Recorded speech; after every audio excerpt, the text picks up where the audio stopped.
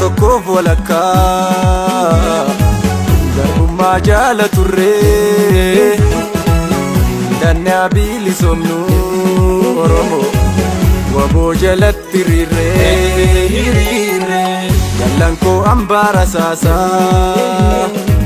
gantuun garaaf si basaasa lolii nu jirra si faana dinnaan irra dhangalana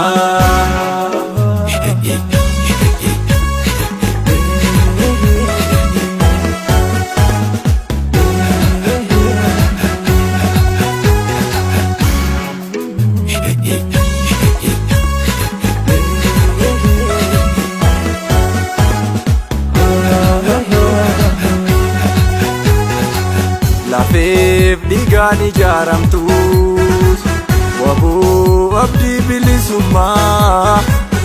ololli sobaa sirraasu loltuu nagaa mariisumaa beelaaf dheebuun yoo ammaatu sati yoom garaa keeyrte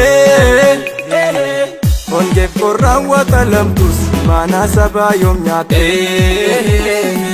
rakkoof gidiraan baay'atus kayyoo kee atiin daganne irbuu saba keetiif galtes doonaallee hin sharafne ilaaf gamoonutu jiru dhugaadhaaf seente daggalaa waboo kootoo ati jirtu gadheen maanurra maggalaa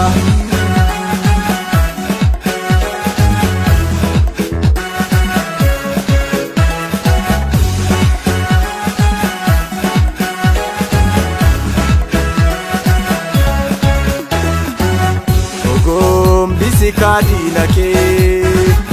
tokkichi kee kuma fixaa jabeeffadhu kaadhannoo kee diinaa dhoowwadhu doolilaa kanaan oleef kan caalaan koo hin baafannee gumaa keenya har'as nutti dabalanii fayyinee madaan keenya itti mudhii kaawwa bookoo yaa abdii saba Oromoo faayidaa mataa keef jette atiin gurgurre kaaqomoo alaabaa kee ol kaafadhu mataa kaliif wambaratti walloos nuuf deebisi waboo Oromiyaa jalatti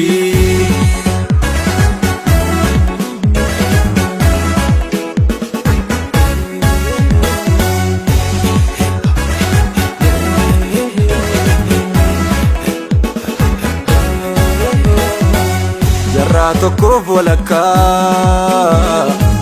garbummaa jaala turre dannaa bilisomnu Oromoo waboo jalatti hiriirre jallan koo ambaara saasaa gantuun garaaf si basaasa lolii nu jirra si faana dinnaan irra dhangalana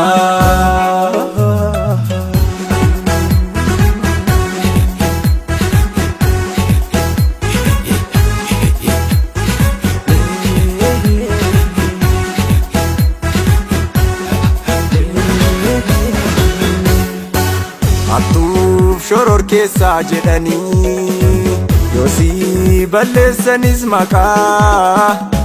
ati saba keef qabsoofte waboo hojjeteetta seenaagaa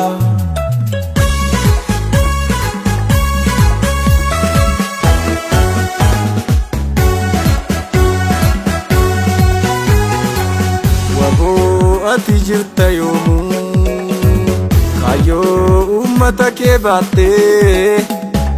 teetu mul'atta waboo biiftuu samii taatee